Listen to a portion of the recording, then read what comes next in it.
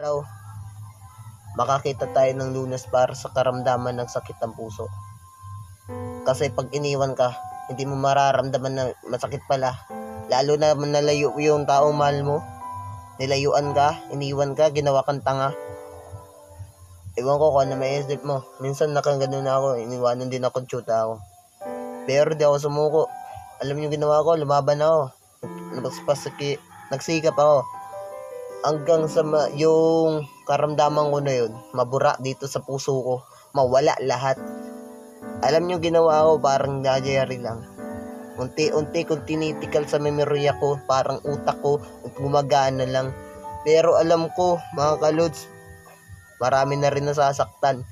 Kaya dyan sa pag-ibig na yan, mahirap nang tumuwala pa.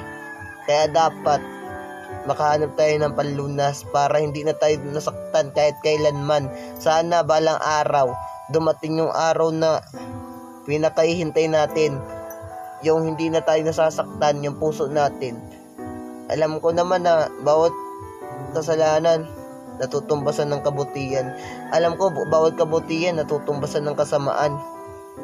Kaya sana balang araw, sana hindi na tayo masaktan at hindi na tayo masugatan pa. Aray ko, pakak, ingat.